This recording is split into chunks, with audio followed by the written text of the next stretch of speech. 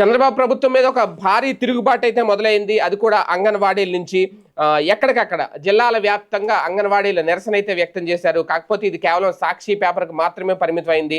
వీళ్ళని ఏ పేపర్ చూపించలేదు, ఏ మీడియా కూడా హైలైట్ చేయలేదు. మరి అది ఏంటనేది అర్థం కాదు. మొత్తానికి చాలా చోట్ల మహాధర్నా అంటే రైల్వే స్టేషన్ల దగ్గర, కలెక్టరేట్ల దగ్గర ఎక్కడికక్కడ మహాధర్నాకైతే పిలుపునిచ్చారు. ఈ నేపథ్యంలోనే రాష్ట్ర వ్యాప్తంగా అంగన్వాడీలందరూ ఇందులో పాల్గొన్నారు. మాట తప్పి మోసం చేసిన కూటమి ప్రభుత్వంపై అంగన్వాడీలు ఒక రకంగా కన్నెర్ర చేశారని చెప్పాలి. చంద్రబాబు డౌన్ డౌన్ అంటూ కూటమి సర్కార్కి మా సత్తా చూపిస్తా ఉంటూ కథం దొక్కారు.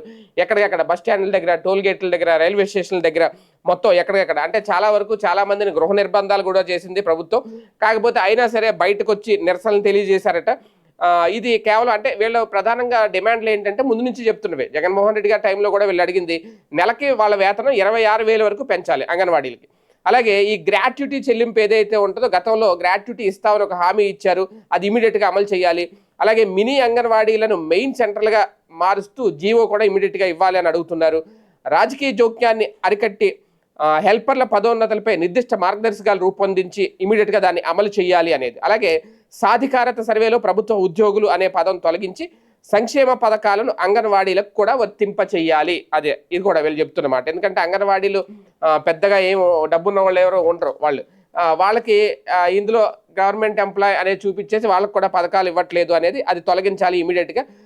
సంక్షేమ పథకాలన్నీ వాళ్ళకు కూడా అమలు చేయాలి అనేది. అలాగే సర్వీస్లో ఉంటూ చనిపోయిన వారికి మట్టి ఖర్చులకు 20,000, కుటుంబంలో ఒకరికి ఉద్యోగం ఇవ్వాలి. సమ్మె కాలంలో మృతి చెందిన వారికి కూడా వర్తింపు చేయాలి. పెండింగ్లో ఉన్న అంగన్వాడీల అద్దెలు, టీఏ బిల్లులు వెంటనే ఇవ్వాలి. అన్ని యాప్లను కలిపి ఒకే యాప్గా మార్పాలి. పెండింగ్లో ఉన్న 164 సూపర్వైజర్ పోస్టులు వెంటనే భర్తీ చేయాలి. అలాగే మెనూ ఛార్జీలు కూడా పెంచాలి. ఉచితంగా గ్యాస్ సరఫరా చేయాలి. వేతనంతో కూడిన మెడికల్ లీవ్ కనీసం 3 నెలలు ఇవ్వాలట. అలాగే ప్రీ స్కూల్ పిల్లలకు తల్లికి వందనం పథకాన్ని అమలు చేయాలి. 5 సంవత్సరాల పిల్లలందరూ అంగన్వాడీ కేంద్రాల్లో ఉండేలా జీవో ఇవ్వాలి. ప్రీ స్కూల్ పిల్లలకు సాయంత్రం స్నాక్స్ ఇవ్వాలనే డిమాండ్ను తక్షణం ఆమోదించి అమలు చేయాలి. ఇవి కీలకమైన డిమాండ్లు. వీటి మీద గత ప్రభుత్వము మేనవేషాలు లెక్కించింది.